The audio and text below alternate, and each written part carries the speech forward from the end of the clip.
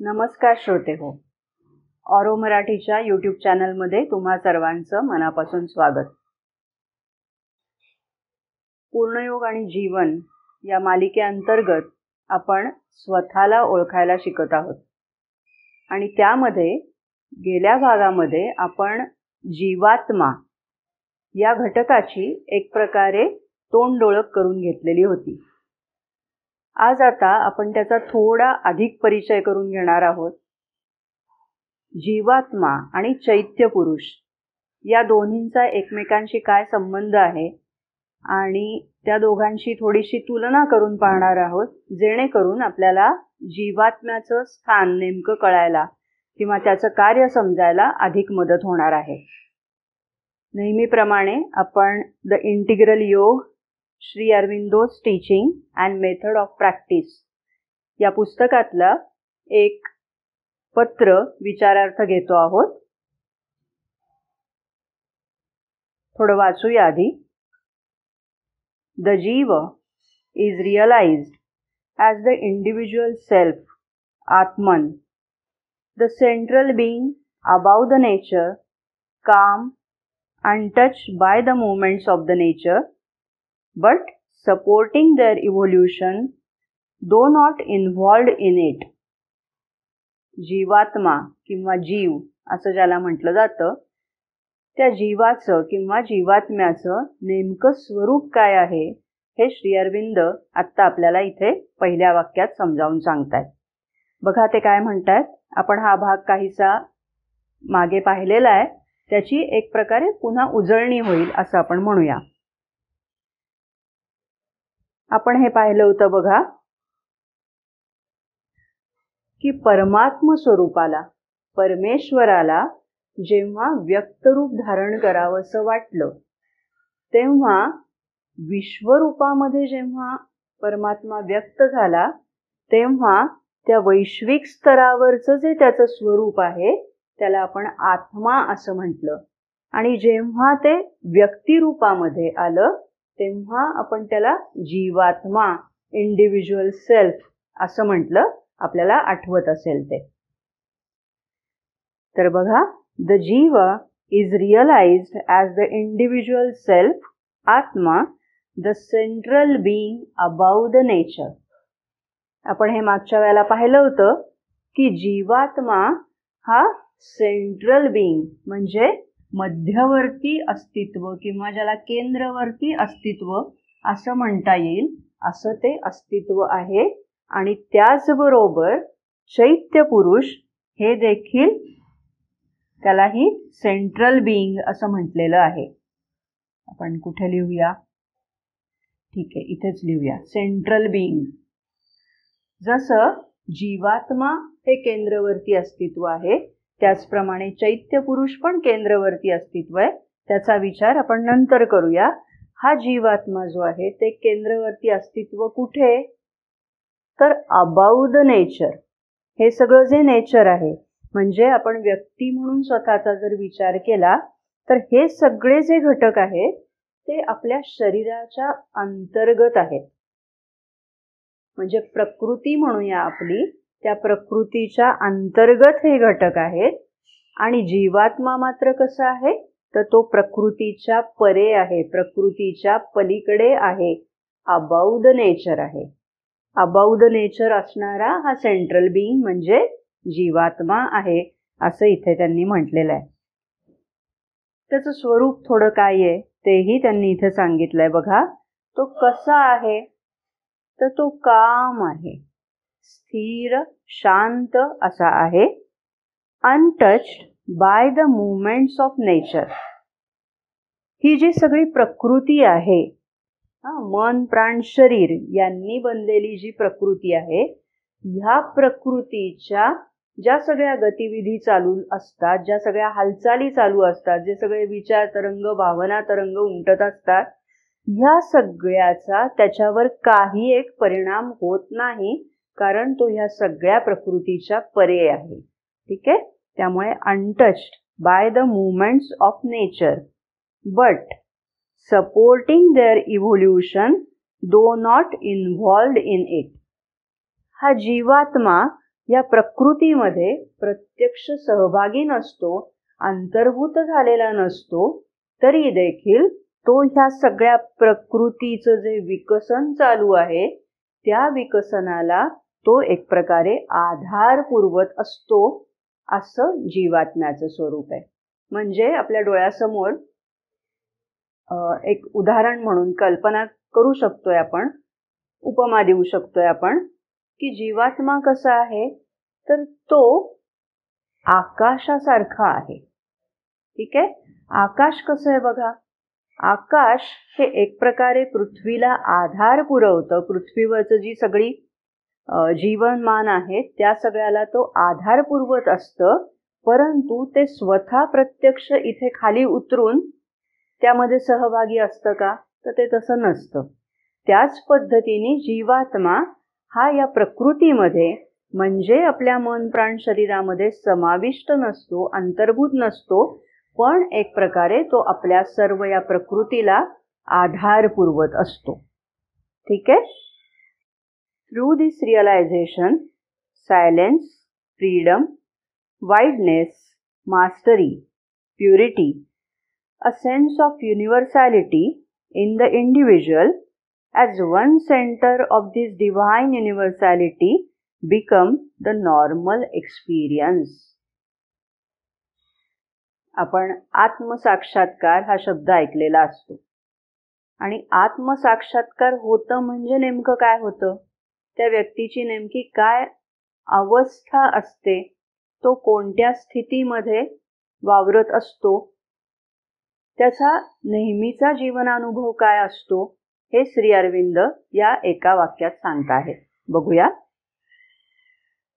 Through this realisation म्हणजे या जीवात्म्याचा जेव्हा साक्षात्कार होतो, म्हणजे मी मन प्राण शरीर नसून मी जीवात्मा आहे याची जाणीव, याचा अनुभव जेव्हा व्यक्तीला येतो, तेव्हा त्या साक्षात्काराच्या माध्यमातून सायलेन्स,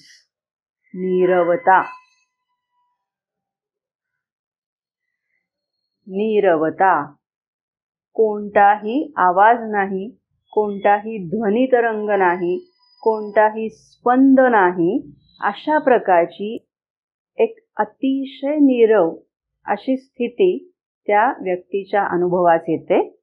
त्यानंतर फ्रीडम, स्वातंत्र्य किंवा त्याच्याही पेक्षा अधिक अर्थगर्भ शब्द म्हणजे मुक्ती, ही त्याला अनुभवायला येते. थोडं हे समजावून घेण्याचा प्रयत्न करूया. बघा, परमात्मा जेव्हा व्यक्तरूपात येण्याचा प्रयत्न करतोय, विश्वरूपात, आत्म्याच्या रूपाने आणि आपल्या व्यक्तिरूपामध्ये जीवात्मा रूप धारण करून तो इंडिव्हिज्युअलाइज होतो आहे, व्यक्तिविशिष्ट असा तो होतो आहे, तेव्हा ही लक्षात घेण्याची गोष्ट आहे की परमात्मा त्याच्या स्वतःमध्ये असंख्य शक्यता बाळगून आहे. पण जेव्हा त्याला व्यक्तिरूपात यायचं आहे, तेव्हा त्या सर्वच्या सर्व शक्यता एका व्यक्तीमध्ये समाविष्ट होण्यासारख्या नाहीत, किंबहुना त्याला या विश्वामध्ये क्रीडा करायची आहे आणि त्यामुळे प्रत्येक व्यक्ती वेगळेपणाने ती समोर येणं आवश्यक आहे. आणि यासाठी तो परमात्मा जीवात्मा रूप जेव्हा धारण करतोय, तेव्हा तो त्यातली कोणती तरी एक शक्यता त्या जीवात्म्याच्या रूपाने पुढे आणणार आहे. मग अशा वेळेला असंख्य शक्यतांपैकी एक शक्यता असं असल्यामुळे अर्थातच आपल्या लक्षात येईल की डोळ्यासमोर चित्र येतं का बघा, एखादा मोठा असा पक्षी की ज्याचे पंख अतिशय विस्तृत आहेत, तो पक्षी जेव्हा जमिनीवर बसायला बघेल किंवा जेव्हा तो त्याच्या घरट्यामध्ये येऊन बसण्याचा प्रयत्न करेल, तेव्हा तो आपले पसरलेले पंख हे आवरून घेतो आणि मग तो त्या घरट्यामध्ये येऊन विसावतो. अगदी त्याच पद्धतीने असंख्य शक्यता असणारा परमेश्वर, असंख्य शक्यता असणारा परमात्मा जेव्हा जीवात्मा रूपी, इथे आपण तेच उदाहरण पुढे चालवायचं म्हणून म्हटलं, तर त्या घरट्यामध्ये येताना स्वतःचे पंख जे एरवी खूप विस्तारलेले आहेत ते आवरून घेतो आहे. म्हणजेच स्वतःवर एक प्रकारे मर्यादा घालतो आहे आणि मर्यादाबद्ध होऊन पुढे तो मन, प्राण आणि शरीर यांच्या मर्यादांमध्ये स्वतःला बंदिस्त करून घेतोय, कारण त्याला ती शक्यता अनुभवायची आहे. ठीक आहे. तेव्हा उदाहरणार्थ एखादी व्यक्ती, एखादा जीवात्मा या भूमिकेतनं आपण बघूया, तर परमेश्वराची जी अनेक अंग आहेत त्याच्यापैकी एक अंग आहे ज्ञान, एक अंग आहे प्रेम, एक अंग आहे आनंद. ह्या अगदी महत्वाच्या अशा शक्यता आपण पाहतोय. तशा विपुल शक्यता आहेत, पण आपण इथे उदाहरणादाखल हे पाहतो आहोत. तेव्हा एखाद्या जीवात्म्याच्या रूपाने तो त्याचं ज्ञानरूप अंग हे विकसित करू पाहिल, तर दुसऱ्या एखाद्या जीवात्म्याच्या माध्यमातून पुढे जात जात व्यक्तिरूप जेव्हा ते धारण करेल तेव्हा ते प्रेममय ह्या स्वरूपामध्ये प्रकट होईल. म्हणजेच लक्षात येईल आता की सर्वच्या सर्व शक्यता एखाद्या व्यक्तीमध्ये समाविष्ट होऊ शकत नाहीये. तेव्हा त्यातली एक एक शक्यता ही जीवात्म्याच्या रूपाने आणि पुढे व्यक्तिरूपाने मर्यादाबद्ध होते आहे, सीमित होते आहे. आणि जेव्हा आपण मन, प्राण, शरीरामध्ये वावरत असतो तेव्हा एक प्रकारे असं आपलं सीमित व्यक्तिमत्व असतं. अर्थात आपण जेव्हा सामान्य जाणीवेमध्ये जीवन जगत असतो, सामान्य चेतनेमध्ये जीवन जगत असतो, तेव्हा आपल्याला या आपल्यावर असलेल्या मर्यादांची जाणीव नसते. मन त्याच्या स्वतःच्याच कल्पनांमध्ये, स्वतःच्याच विचारांमध्ये बंदिस्त असतं. प्राण त्याच्या स्वतःच्या ज्या काही भावभावना आहेत त्यामध्ये बंदिस्त असतं. शरीर त्याला ज्या संवेदना जाणवतात त्यामध्ये मर्यादाबद्ध असतं. हे सगळं सामान्य जीवनामध्ये असतंच, पण त्याची जाणीव सामान्य जाणीवेत नसते. जेव्हा व्यक्ती प्रवास करायला लागते, अध्यात्म मार्गावर वाटचाल करायला लागते, तेव्हा मग व्यक्तीला ही बंधनं जाचायला लागतात, बोचायला लागतात. आपण मर्यादाबद्ध आहोत, बंदिस्त आहोत, जणू काही एखाद्या पिंजऱ्यामध्ये अडकल्यासारखे आहोत, हे व्यक्तीला तेव्हा जाणवायला सुरुवात होते आणि मग बद्ध दशेकडून मुक्त दशेकडे होणारा तो प्रवास आहे. बद्ध दशा, मग मुमुक्षु दशा, अशा प्रकारच्या वेगवेगळ्या अवस्थांमधून जात जात त्याला सरते शेवटी जीवात्म्याचा साक्षात्कार होतो आणि आपण मुक्त झालेले आहोत अशी त्या व्यक्तीची अवस्था असते. कारण ही जी सगळी बंधनं होती, जी बंधनं इतके दिवस त्याला काचत होती, ती बंधनं आता त्याला जाणवेनाशी होतात. कारण आपण मागे पाहिलंय त्याप्रमाणे हा जीवात्मा इंडिव्हिज्युअलाइज जरी असला तरी तो अनडिव्हायडेड आहे, अविभक्त असा तो आहे. अविभक्त म्हणजे काय, तर बाकीचे जे सगळे आत्मे आहेत त्या आत्म्यांशी किंबहुना परमात्म्याशी सुद्धा तो जोडलेला आहे. आणि त्यामुळे एक प्रकारची अतिविशालता, व्यापकता आणि त्याला धरून येणारी मुक्तता ही अवस्था तो साक्षात अनुभवू शकत असतो. बघूया परत. Through this realization, silence, freedom आणि वाईडनेस याचा आत्ता आपण विचार केला. Mastery, purity. मास्टरी हाही भाग आपण मागच्या वेळेला पाहिलाय की जीवात्मा ह्या सगळ्यामध्ये जरी अंतर्भूत नसला तरी सुद्धा त्याच्या अध्यक्षतेखाली हे सर्व व्यवहार चालू असतात आणि त्यामुळे या सर्वावर एक प्रकारे सत्ता कोणाची असते, स्वामित्व कोणाचं असतं, म्हणजेच मास्टरी कोणाची असते, तर ती जीवात्म्याची सत्ता या सर्व आपल्या प्रकृतीवर असते. ठीक आहे. त्यामुळे ही जीवात्म्याला जी अध्यक्षता अनुभवायला येते ती त्याचा साक्षात्कार झाल्यानंतर त्या व्यक्तीला सुद्धा ती अनुभवायला येते. ठीक आहे. पुढे बघा, मास्टरी, प्युरिटी, विशुद्धता, परमात्म्याचं, आत्म्याचं आणि जीवात्म्याचं हे जर आपण स्वरूप समजावून घेतलं तर हे मूलभूत स्वरूप आहे. त्याच्यामध्ये कोणती भेसळ झालेली नाही, त्यामध्ये कोणती मिश्रित गोष्ट झालेली नाही. प्रकृतीमध्ये हे सगळं काही चालू आहेत, आंदोलनं चालू आहेत, त्या सगळ्याचा काहीच परिणाम जीवात्म्यावर होत नाही.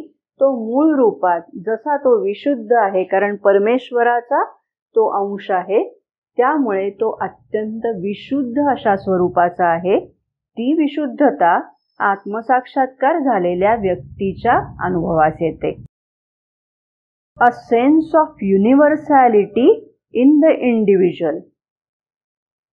आत्मसाक्षात्कार झालेली व्यक्ती ही व्यक्तीच असते, पण तिला एक प्रकारे हे समग्र जे विश्व आहे ते कवेत आल्यासारखं होतं, हातात आल्यासारखं होतं. ठीक आहे. स्वरूपामध्ये विश्वरूपाचा अनुभव हा काय असतो, तो ह्या प्रकारचा असतो. ठीक आहे. A sense of universality. इथे आपल्याला ज्ञानेश्वरांची एक ओळ आठवेल बघा. हे विश्वची माझे घर, ऐसी मती जयाची स्थिर, किंबहुना चराचर आपण जहाला.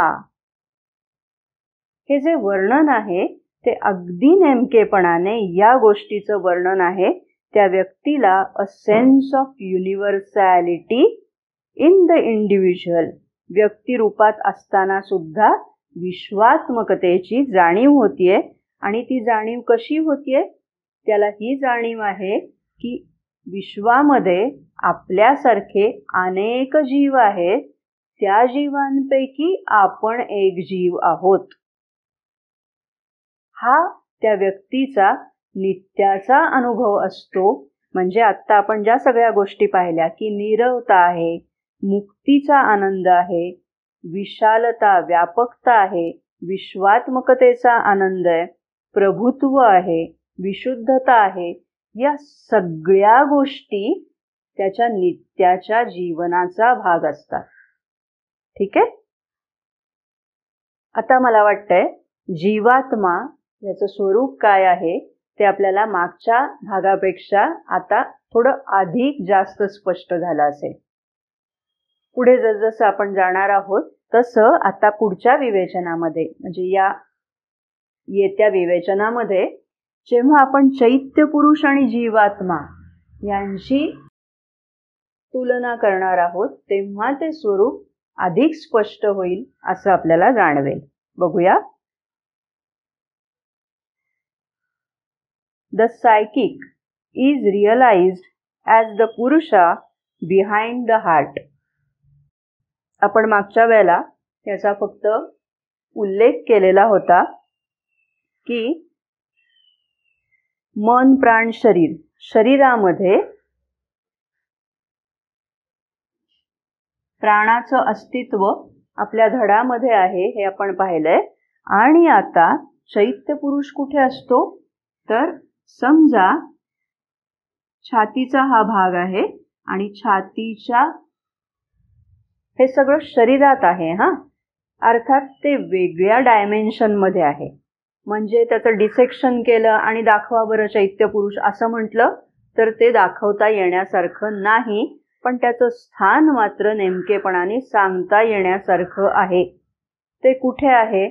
तर आपला हा जो छातीचा पिंजरा आहे, त्या छातीच्या पिंजऱ्याच्या मध्यभागी तिथून, म्हणजे हे हृदय केंद्र आहे. शारीरिक हृदय हे वेगळं आणि हे जे आहे हे आध्यात्मिक दृष्ट्या हृदय केंद्र आहे. या हृदय केंद्रामधून आपण आत खोलवर गेलो तर तिथे चैत्य पुरुषाचं स्थान आहे. हे आपल्याला इथे श्री अरविंदांनी सांगितलेलं आहे. मग आपल्या हृदय केंद्रामधून जेव्हा आपण आत प्रवेश करतो तेव्हा आपल्याला पहिल्यांदा प्राणिक भावभावना यांचा एक स्तर लागतो.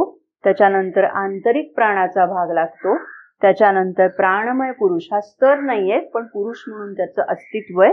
आणि त्याच्यानंतर त्याच्याही आतमध्ये आपण गेलो तर तिथे चैत्य पुरुष हे अस्तित्व रूपाने तिथे असलेला आपल्याला आढळतो, असं ते म्हणतात. The psychic is realised as the purusha behind the heart. Heart म्हणजे आता आपण पाहिलं त्याप्रमाणे हे शारीरिक हृदय नाही, तर आध्यात्मिक दृष्ट्या हृदय केंद्र आणि त्याच्या मागच्या बाजूला हा चैत्य पुरुष असतो.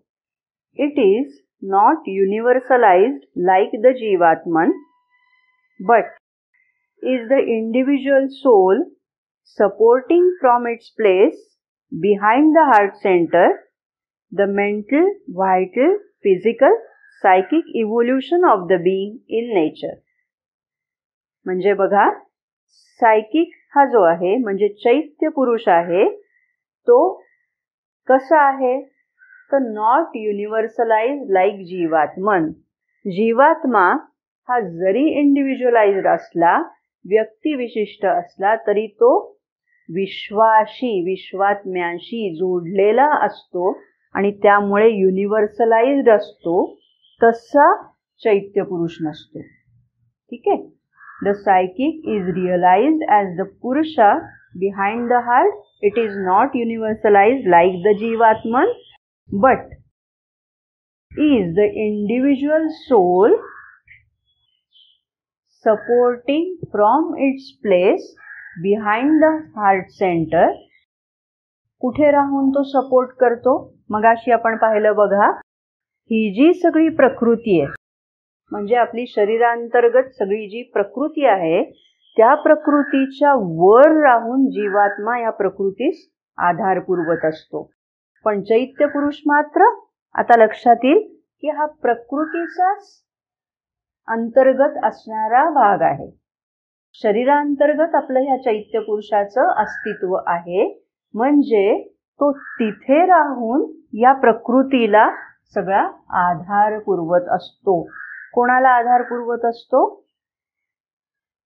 तर द मेंटल, व्हायटल, फिजिकल आणि सायकिक इव्होल्युशन, आपली जी आंतरात्मिक उत्क्रांती होते, आंतरात्मिक विकास जो होत असतो त्याला या चैत्य पुरुषाचा आधार असतो. म्हणजे काय, थोडंसं आत्ता आपण इथे समजावून घेण्याचा प्रयत्न करूया. बघा, हा जो जीवात्मा आहे तो जीवात्मा त्याच्यावर प्रकृतीचा काही परिणाम होत नाही. त्याच पद्धतीने त्याच्यावर कोणताच परिणाम होत नाही. म्हणजे आपण म्हणतो बघा की जीव 84 लक्ष योनीमधनं प्रवास करत असतो. म्हणजे तो कधीतरी अगदी सरपटणारा प्राणी आहे, नंतर मग अजून थोडासा उन्नत झालेला प्राणी आहे, त्याच्यापेक्षा कोणतरी माकड स्वरूपात आहे, मग मानव स्वरूपात आहे, मग अजून उत्क्रांत झालेला जीव. हा सगळा जो उत्क्रांतीचा प्रवास आहे या सगळ्यामध्ये जीव जरी त्या सगळ्या प्रवासातून चाललेला असला तरी त्याच्यामध्ये कोणताही बदल होत नाही, त्याच्यामध्ये परिवर्तन होत नाही. तो परमात्म्यापासून जेव्हा जीवात्मा ह्या रूपात निर्माण झाला तेव्हा त्याचं जे अस्तित्व असतं तेच स्थल काल यांच्या अतीत जाऊन किंवा कुठलीही जीवदशा त्या जीवाची असेल तरी तो मात्र तसा स्थिर असतो, त्यामध्ये कोणताही बदल घडत नाही. ठीक आहे. उलट चैत्य पुरुष मात्र हा या सगळ्या उत्क्रांतीमध्ये वृद्धिंगत होत जातो आणि मनुष्य रूपामध्ये आल्यानंतर खऱ्या अर्थाने त्याला एक अस्तित्व म्हणूया आपण, एक ईश्वराची किंवा परमात्म्याची एक अग्नीची ठिणगी असावी तसं एक अस्तित्व त्याच्या ठिकाणी उदयास येतं. मनुष्य रूपात आल्यानंतर हे जे एक अग्नीच्या ठिणगीसारखं अगदी छोटंसं असणारं जे अस्तित्व आहे ते व्यक्ती जसजसे वेगळे जीवनानुभव घेत जाते, चांगले वाईट दोन्ही प्रकारचे अनुभव घेत जाते आणि ज्या अनुभवांमधनं व्यक्ती ही ईश्वरानुगामी होते, ईश्वराभिमुख होते, ते सगळे अनुभव सार रूपाने या चैत्यरूपी जी एक ठिणगी आहे त्या ठिणगीच्या भोवती ते गोळा व्हायला लागतात. आपण मागच्या वेळेला हे पाहिलंय का बघा. इथे बघूया एक समजण्यासाठी म्हणून की मुळामध्ये ते अगदी छोटीशी ठिणगी स्वरूपाची आहे. ठीक आहे. अगदी छोटंसं असं त्याचं रूप आहे. म्हणजे पुरुष म्हणावा इतकं त्याला स्वतंत्र रूप प्राप्त झालेलं नाही अजून, पण व्यक्ती जे वेगवेगळे अनुभव घेत जाते आणि ज्या अनुभवातून व्यक्ती ईश्वराभिमुख होते. बघा, आपण वेगवेगळे जीवनानुभव घेत असतो आणि कधीतरी अतिशय सुखद अशी काहीतरी घटना घडते आणि आपल्याला न कळत ईश्वराचं स्मरण होतं. कृतज्ञतेमुळे आपलं मन भरून येतं आणि आपण जो काही सुखद प्रसंग आपल्या बाबतीत आपण अनुभवलेला आहे तो ईश्वरार्पण करतो. हा जो अनुभव आहे त्या अनुभवातनं या चैत्य ठिणगीभोवती एक वेढा पडला गेला असं लक्षात घ्या. सुखाच्यामुळे ईश्वराविषयी कृतज्ञता वाटणं हे प्रसंग कदाचित काही जणांच्याच बाबतीत घडत असतील, कारण सुख मिळालं की व्यक्ती ईश्वर वगैरे सहसा विसरून जाते आणि हे सगळं माझ्यामुळेच झालं असा एक अहंभाव तिच्या ठिकाणी असतो. सुखामुळे ईश्वराची आठवण येणं, त्याचं स्मरण होणं, या सगळ्या गोष्टी काहीशा दुर्मिळ असतात, परंतु आपण एक अनुभव मात्र घेतलेला असतो. बहुधा हा सगळ्यांचा अनुभव असतो की जीवन जगत असताना वेगवेगळे जे प्रसंग येत असतात त्याच्यामध्ये कधी आपण अतिशय दुःखी असतो, कष्टी असतो, काहीतरी वेदना होत असतात किंवा कोणीतरी काहीतरी बोललेलं असतं, वादविवाद झालेले असतात, प्रसंग अनेक, तऱ्हा अनेक, त्याच्या दुःखाच्या छटा अनेक. या सगळ्यामध्ये काही मार्ग सापडत नाहीये अशी एक काहीशी परिस्थिती निर्माण होते आणि मग अशा वेळेला अपरिहार्यपणाने व्यक्तीला ईश्वराचं स्मरण होतं. आपल्याला संकटातून दुसरं तिसरं कोणी नाही तर आता परमेश्वरच वाचवू शकेल अशी त्याची एक भूमिका तयार होते आणि तो आर्तपणाने ईश्वराला साद घालतो आणि मग नंतर परिणामतः तो त्या संकटामधनं, दुःखामधनं बाहेर पडतो. हा जो काही अनुभव त्याला आलेला असतो ज्यामध्ये तो ईश्वराभिमुख झालेला आहे, असे सगळे अनुभव या चैत्यरूपी जी ठिणगी आहे त्याच्या भोवती एक एक करून ते अनुभव गोळा व्हायला लागतात. सुखदुःखामधून आपल्याला ईश्वराकडे वळवणारे जे अनुभव आहेत त्या सगळ्या अनुभवांमधनं या चैत्य पुरुषाभोवती, चैत्य ठिणगीभोवती एक एक ते अनुभव गोळा होत जातात. भले त्यातला तपशिलाचा भाग विसरला जातो, पण त्यातलं जे सार आहे की मी ईश्वराला साथ घातली होती, ईश्वराची आर्ततेने आळवणी केली होती आणि मला त्यातनं मार्ग दिसला होता, हे जे त्यातलं सार आहे ते ग्रहण केलं जातं आणि त्यातून चैत्य पुरुष वृद्धिंगत होत राहतो आणि मग त्याला एक स्वतंत्र पुरुष म्हणावं असं स्वतंत्र अस्तित्व प्राप्त होतं. म्हणजेच लक्षात घेण्याचा भाग हा की जीवात्मा हा अपरिवर्तनीय आहे आणि चैत्य पुरुष मात्र अनेक जन्मांच्या प्रवासातून वृद्धिंगत होत राहतो. तो परिवर्तनीय विकसनशील असा चैत्य पुरुष आहे. पुढे बघूया.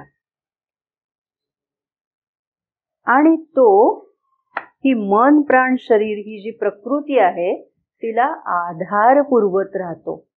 आपण जेव्हा आर्तपणाने ईश्वराकडे वळतो तेव्हा प्रतिसाद कोण देतं? तर चैत्य पुरुषच एक प्रकारे आपल्याला, म्हणजे आपल्यातलं जे चैत्य अस्तित्व आहे, जे परमात्म्याचा आपल्यामध्ये असलेला थेट अंश आहे, त्या अंशाकडून आपल्या मन प्राण शरीराला प्रतिसाद मिळतो. बघा, आत्तापर्यंत आपण सगळा जो विचार केला त्याच्यावरनं आपल्या एक गोष्ट लक्षात येते का बघा, समजून घेण्याच्या दृष्टीने हे कदाचित सोपं पडेल की जीवात्मा ही मन प्राण शरीर रूपी प्रकृतीला आधार पुरवतोय, पण तो प्रकृतीच्या वर राहून आधार पुरवतोय, एक प्रकारे दूरस्थपणाने आधार पुरवतोय आणि प्रकृतीच्या अंतर्गत राहून चैत्य पुरुष आधार पुरवतोय. ठीक आहे. म्हणजे डोळ्यासमोर चित्र येतं का बघा, आई आणि वडील यांच्या ज्या भूमिका असतात त्या तशाच असतात की नाही.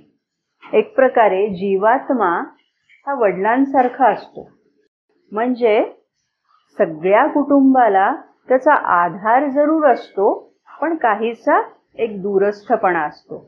आणि आई मात्र जो आधार पुरवते तो कसा असतो, तर अगदी म्हणजे मुलाला समजा जर काही दुखलंय, खुपलंय, तर वडील काय सांगतील, जा त्याला डॉक्टरांकडे घेऊन जा. काळजी आहे, परंतु एक प्रकारचा दूरस्थपणा आहे. आधार आहे, कारण त्याच्या विना अख्खं कुटुंबच चालणार नाही. म्हणून आधार आहे, पण काहीसा अलिप्तपणा आहे, दूरस्थपणा आहे. आणि तेच आई मात्र अगदी त्याच्या उशा पायथ्याशी बसेल, त्याला काय हवं नको ते बघेल, औषध पाणी करेल, या सगळ्या गोष्टी ममत्वाने करेल. हा जो ममत्वाचा भाग आहे चैत्य पुरुष. ठीक आहे. बघा आता, आणि आता मगाशी आपण ज्या पद्धतीने जीवात्म्याचा साक्षात्कार झाल्यानंतर व्यक्तीला काय अनुभव येतो हे जसं समजावून घेतलं, तसं आता या चैत्य पुरुषाच्या अनुभवाने काय नेमकं परिस्थिती निर्माण होते ते श्री अरविंद आपल्याला सांगणार आहेत. इट्स रिअलायझेशन, इट्स म्हणजे सायकिक बीइंग, चैत्य पुरुषाच्या रिअलायझेशनमुळे, its realisation brings bhakti, self giving, surrender, turning of all the movements Godward, discrimination and choice of all that belongs to the divine truth, good, beauty, rejection of all that is false, evil, ugly, discordant, union through love and sympathy with all existence, openness to the truth of the self and the divine. एवढ्या सगळ्या गोष्टी चैत्य पुरुषाच्या साक्षात्कारातून होतात. म्हणजे बघा आता काय काय म्हटलंय, इट्स रिअलायझेशन ब्रिंग्स भक्ती. साहजिक आहे की जीवाला जेव्हा अशी जाणीव व्हायला लागते, व्यक्तीला जेव्हा अशी जाणीव व्हायला लागते की मी परमेश्वराला हाक मारली आणि परमेश्वर माझ्या मदतीसाठी धावून आला आणि जे काही संकट असेल त्यामधून आपण अलगदपणाने बाजूला झालो, हा अनुभव जेव्हा ती व्यक्ती घेते तेव्हा साहजिकच आहे की ईश्वराविषयीची भक्ती वाढायला लागते. ती भक्ती जशी वाढत जाते तसतसं स्वतः ईश्वराला समर्पित होणं हा भाव वाढायला लागतो. सेल्फ गिव्हिंग, आत्मदान, माझं काहीच नाही, सारं जे काही आहे ते तुझं आहे, ही अर्पणाची भावना त्यातनं वाढीस लागते. सरेंडर समर्पण भावना वाढीस लागते आणि करता करता हळूहळू जसजसा हा अनुभव अधिकाधिक गाढ होत जातो, हे वेढे जसजसे अधिकाधिक बसत जातात, म्हणजे जीवाला तो अनुभव जसजसा अधिकाधिक यायला लागतो, तसतशी व्यक्ती त्याचं संपूर्ण आयुष्य एक प्रकारे ईश्वराभिमुख व्हायला लागतं. किंबहुना श्री अरविंदांनी एके ठिकाणी असं म्हटलेलं आहे की आपण जेव्हा ईश्वराभिमुख होतो तेव्हा ते ईश्वराभिमुख करणं हे चैत्य पुरुषाचं काम असतं. म्हणजे जे जे कोणी अध्यात्म मार्गाला खऱ्या अर्थाने वाटचाल करायला ज्यांनी सुरुवात केलेली आहे त्या सगळ्या मंडळींमध्ये चैत्य अस्तित्व हे आता उमलायला लागलेलं आहे, अशी कल्पना केली तर वावगं ठरणार नाही. Turning of all the movements Godward, सगळ्या ज्या क्रिया आहेत, कृती आहेत, त्या ईश्वराभिमुख होतात. ईश्वराला समर्पण या भावनेने केल्या जातात. मग माझी कला असेल तर ती कला देखील ईश्वरासाठी मी या कलेचा आनंद घेते आहे, ईश्वर माझ्या माध्यमातून जणू तो कलेचा आनंद घेतो आहे, ही भावना वाढीस लागते. जी जी कोणती कृती केली जाईल, जे जे कोणतं कर्म केलं जाईल ते ईश्वराभिमुख व्हायला लागतं. डिस्क्रिमिनेशन हा सर्वात महत्वाचा मुद्दा आहे बघा. डिस्क्रिमिनेशन म्हणजे ज्याला आपण मराठीमध्ये विवेक असं म्हणतो. सारासार विवेक म्हणजे सार काय आणि असार काय, घेण्यासारखं काय आणि त्याज्य काय, सत काय आणि असत काय, डिव्हाइन काय अँड अँटी डिव्हाइन काय, या दोन्हीमध्ये भेद करता येण्याची जी बुद्धी आहे त्याला विवेक असं म्हणतात.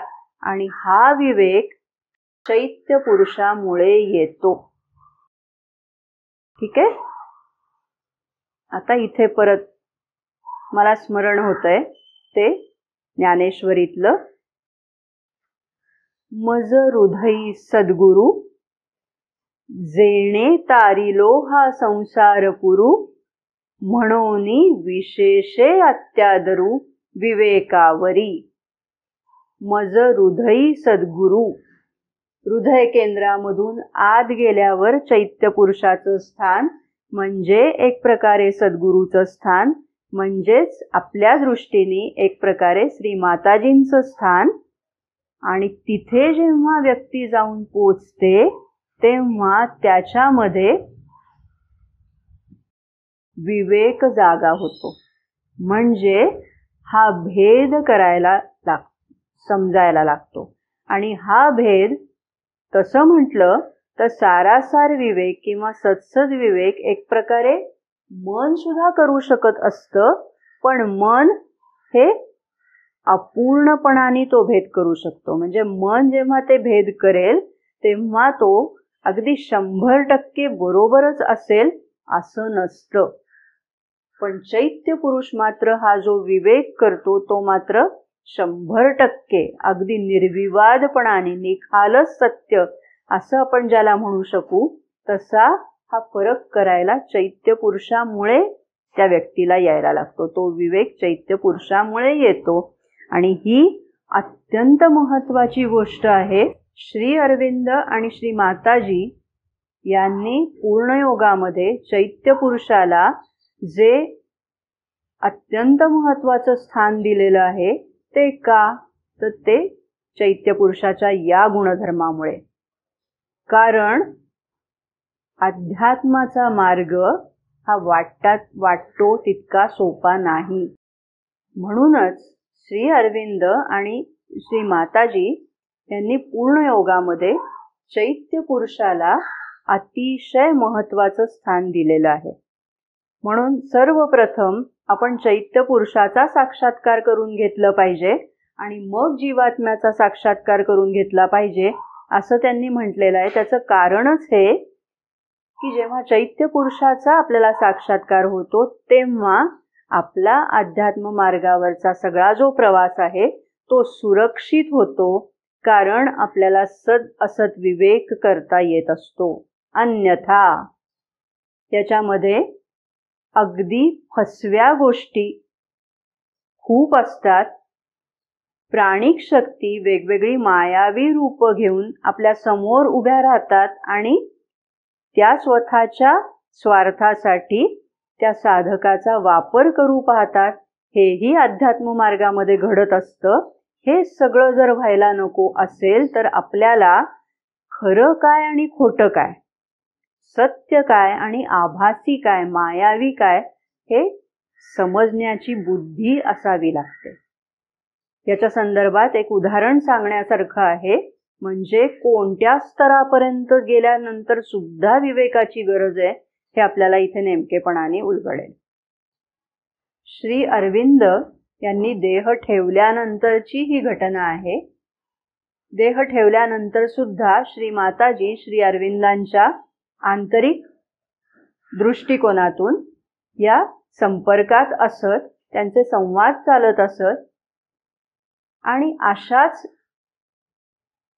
एका वेळी श्री माताजींसमोर श्री अरविंदांच्या रूपात, म्हणजे तो मायावी रूप घेऊन एक शक्ती प्रकट झालेली होती. परंतु श्री माताजींना मात्र चटकन ही व्यक्ती म्हणजे खरे श्री अरविंद नाहीत हे ओळखता आलं. कशामुळे? तर चैत्य पुरुषाकडून येणारा जो विवेक आहे त्यामुळे त्यांना हे ओळखणं शक्य झालं.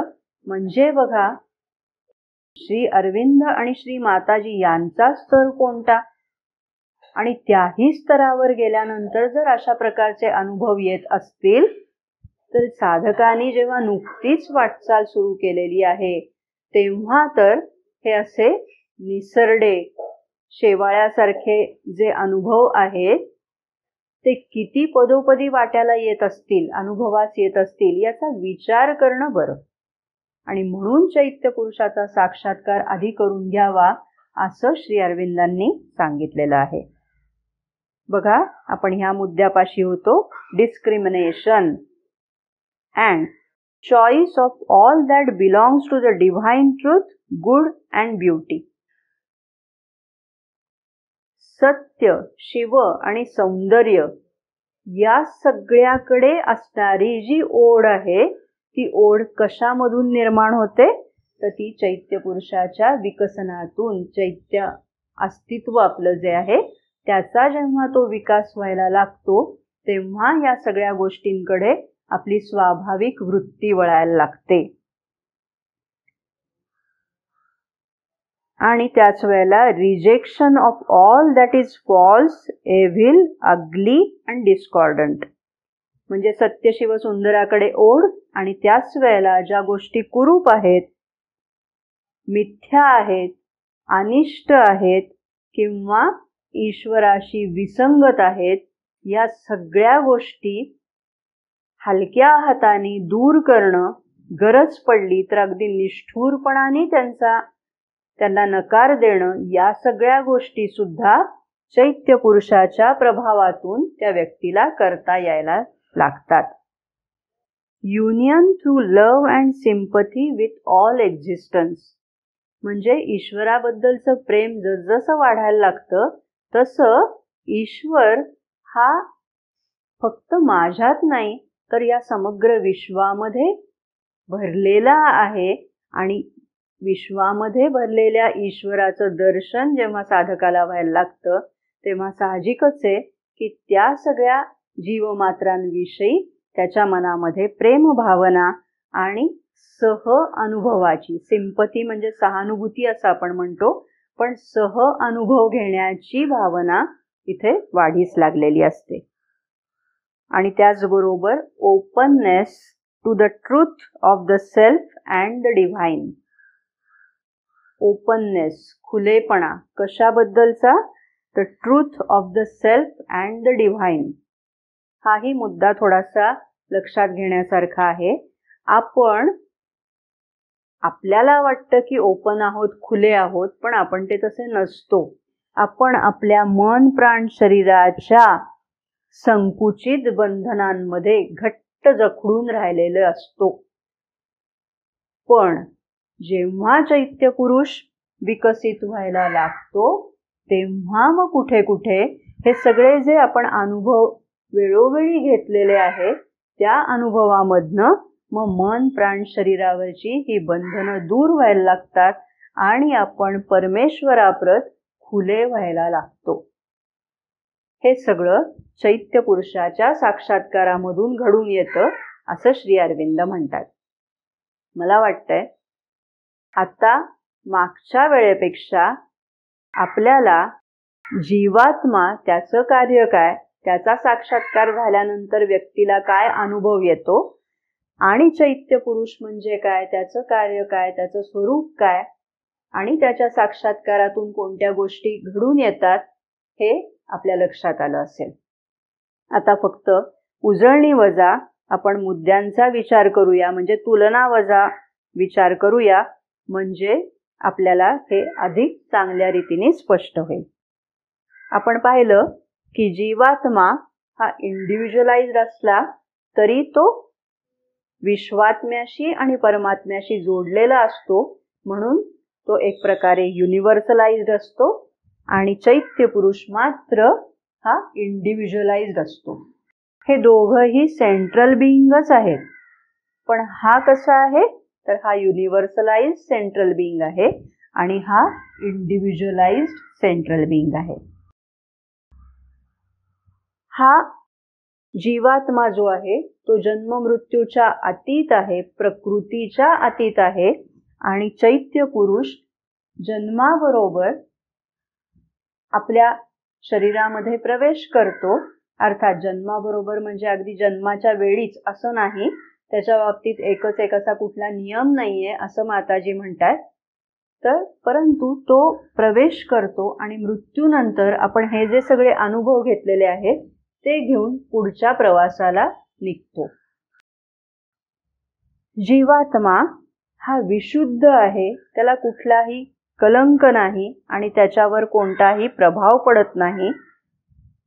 उलट चैत्य पुरुष मात्र जन्मानुजन्मातनं आपण जे जीवनानुभव घेत चाललेलो आहोत त्यातून तो वृद्धिंगत होत राहतोय, त्यामुळे तो परिवर्तनीय आहे. जीवात्मा हा कोणत्याही दशेमध्ये स्थळ काल परिस्थिती काही असलं तरी तो एकच एक अशा पद्धतीचा असतो, त्यामध्ये काही बदल होत नाही. आणि इथे मात्र आता आपण पाहिलं त्याप्रमाणे विकसन पावत जातो. हा चैत्य पुरुष हा परमेश्वर किंवा परमात्मा आणि आपलं व्यक्तिमत्व, हे जे बाह्यवर्ती व्यक्तित्व आहे त्याच्यामधला चैत्य पुरुष हा दुवा असतो. ठीक आहे. जीवात्म्याचं स्थान कुठे आहे तर प्रकृतीच्या पलीकडे वर असं आहे. आता वर असं म्हणत असताना इथे अजून एक खुलासा केला पाहिजे की आकाश कुठे आहे, तर असं म्हणताना आपण चटकन निर्देश करतो की आकाश वर आहे. पण खरं तर त्याचं स्वरूप काय आहे ते सर्वत्र आहे. अगदी माझ्या शरीरामध्ये सुद्धा आहे की ज्याला आपण चिदाकाश म्हणतो. पण स्थान दाखवायचं झालं तर आपण म्हणतो की आकाश वर आहे. त्या पद्धतीने जीवात्मा हा वर आहे. ठीक आहे.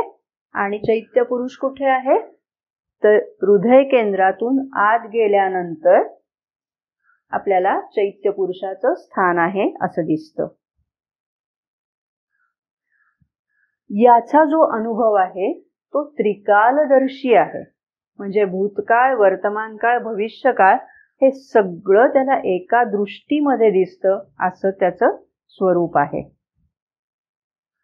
चैत्य पुरुषाचा जेव्हा आपल्याला अनुभव येतो तेव्हा स्वप्नामध्ये असेल किंवा ध्यानामध्ये असेल, श्री अरविंदांनी असं सांगितलेलं आहे की नुकतंच जन्मलेलं बालक असावं त्या पद्धतीने त्याचं दर्शन आपल्याला चैत्य पुरुषाचं ध्यानामध्ये किंवा स्वप्नामध्ये होतं. ते त्याचं प्रतीक आहे. जीवात्म्याच्या साक्षात्कारामुळे आपल्याला नीरवता, मुक्ती, प्रकाश, व्यापकता आणि प्रभुत्व यांचा अनुभव येतो आणि इथे जो अनुभव येतो तो प्रेम, आनंद, भक्ती, समर्पण, विवेक या सगळ्या गोष्टींचा अनुभव चैत्य पुरुषामध्ये येतो. जीवात्म्याला एकच एक ठराविक असा आकार नसतो किंवा त्याला रंगही नसतो. याला मात्र विशिष्ट असा आकार आहे. उपनिषदांमध्ये याला अंगुष्ठ प्रमाण असं म्हटलेलं आहे. म्हणजे व्यक्तीच्या हाताचा अंगठा जेवढा असतो तेवढा चैत्य पुरुष असतो, त्याचा आकार तसा असतो असं उपनिषदांमध्ये म्हणलेलं आहे. माताजींनी असं म्हटलेलं आहे की आपलं शरीर जसं असतं त्याच्याशी सादृश्य राखणारा, त्याच्याशी मिळता जुळता, अगदी तंतोतंत तसाच असं नाही, पण त्याच्याशी मिळता जुळता असा चैत्य पुरुष असतो. म्हणजे त्याला एक विशिष्ट रूप असतं. प्रत्येक व्यक्तीचा चैत्य पुरुष रूपाने वेगवेगळा असतो हे त्यांनी सांगितलेलं आहे.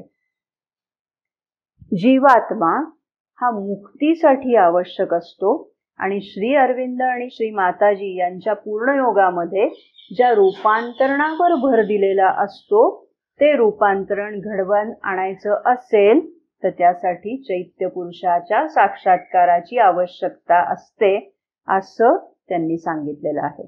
तेव्हा बघा, हे सगळं जे आपण समजावून घेतो आहोत ते ह्यासाठी की आपल्याला या मार्गावरनं वाटचाल करायची आहे. तेव्हा आपणच आपला हा विचार करावा आणि चैत्य पुरुषाच्या शोधासाठी जी काही वाटचाल करणं आवश्यक आहे ती वाटचाल करण्याची बुद्धी तरी किमान आपल्याला श्री अरविंद आणि श्री माताजी यांच्या कृपाशीर्वादातून प्राप्त व्हावी अशी इथे आपण प्रार्थना करूया आणि आज आत्ता इथेच थांबूया. धन्यवाद.